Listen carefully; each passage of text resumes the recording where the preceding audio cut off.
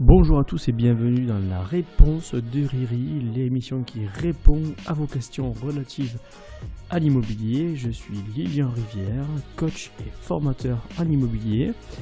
Aujourd'hui, on va répondre à une question d'Elodie de Beaumont-de-Lomagne, qui nous fait ce retour. Elle nous dit: j'ai beaucoup de mal à aller faire de la prospection parce que je ne suis pas à l'aise avec l'image que je dégage, l'image du commercial.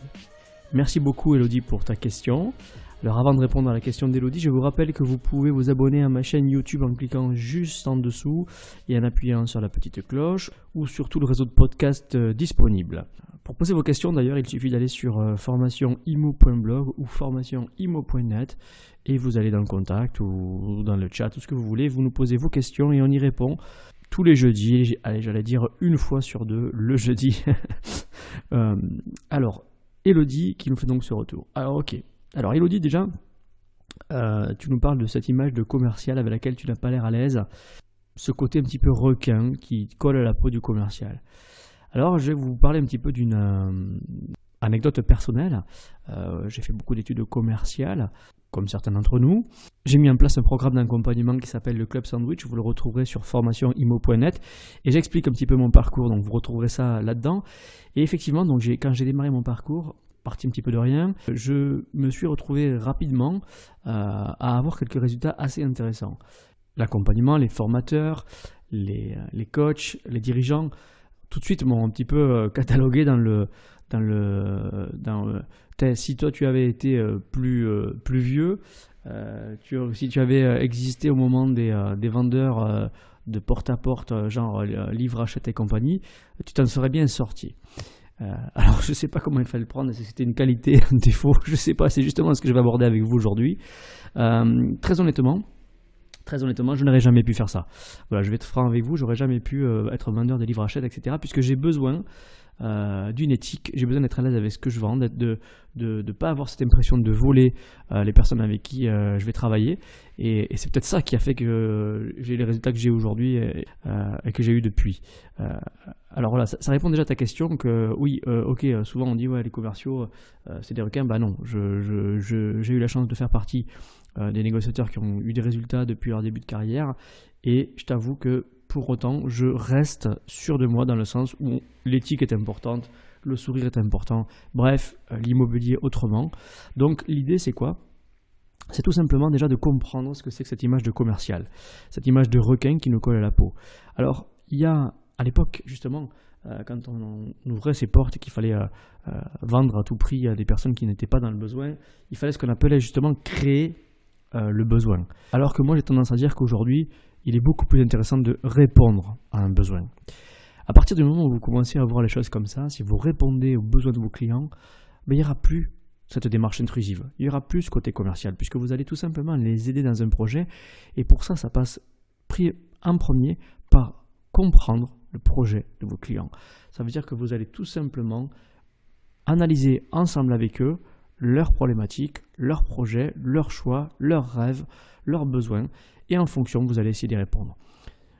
Déjà, ça c'était la première chose. Donc, l'image de cet agent immobilier, c'est vous qui vous mettez cette image-là en place, puisqu'en fait, le commercial pour moi n'est pas forcément ce à quoi vous pensez, ce à quoi vous avez cette image. Donc voilà, c'est le deuxième point justement, c'est se sortir de la tête l'image que vous avez d'un commercial. Si vous commencez à penser à la place du client en vous disant je vais être perçu comme ça ne marchera pas. L'idée c'est justement d'amener ce que vous pensez, ce que vous sentez, ce que vous êtes vraiment, ce que vous pensez. Soyez à l'aise avec ce que vous êtes et vous dégagerez ce que vous êtes vraiment. Et les clients n'auront plus ce stress ou cette impression que vous êtes là pour les estorquer ou pour les voler ou pour je ne sais quelle image vous avez dans la tête par rapport à ça. Alors le troisième point dont je voulais parler, c'est tout simplement que cette peur de quémander ressort aussi dans toute notre prospection. Alors il existe deux types de prospection pour l'agent immobilier. Quand je parle bien sûr de prospection de terrain, la prospection à la volée et la prospection ciblée. Alors ce que j'appelle la prospection à la volée, ça veut dire que vous faites le tour d'un quartier pour taper un petit peu au hasard sans savoir ce qu'il y a vraiment derrière la porte. Alors là, quand vous faites ça, vous êtes tout simplement nous sommes tout simplement en train de nous présenter. Souvent, on se met dans la peau de quelqu'un qui vient vendre quelque chose à quelqu'un. Ce n'est pas du tout le cas. Vous venez vous présenter, expliquer ce que vous faites, et donc vous n'avez rien à vendre. Donc il n'y a pas cette posture de je viens absolument stocker quelque chose, c'est juste vous présenter. Le fait de faire ça, vous allez rencontrer beaucoup de monde. Plus vous rencontrez du monde au quotidien, et plus il y a de chances qu'il y ait des retombées dans le futur et être le premier sur une éventuelle affaire, avec donc une chance probable d'exclusivité. Donc je vous encourage pleinement à continuer à faire ce travail-là, tout en gardant le sourire, en vous éclatant juste, en vous présentant, et en allant même peut-être un peu plus loin, en offrant peut-être des cadeaux. Le deuxième principe de prospection, celui-ci est sur les maisons ciblées. Ça veut dire que vous avez un panneau à vendre sur la maison, vous avez reconnu cette maison sur Internet et donc vous allez rencontrer le propriétaire pour essayer de récupérer un mandat. Là aussi, le fait de vouloir récupérer un mandat, tout de suite vous êtes dans cette posture où vous vous dites je veux absolument, je suis en demande. Non, vous n'êtes pas en demande, vous êtes en offre, c'est-à-dire que vous allez aller rencontrer les clients et vous allez leur proposer des services, c'est-à-dire s'ils mettent la maison à vendre, c'est qu'ils ont besoin d'un acheteur.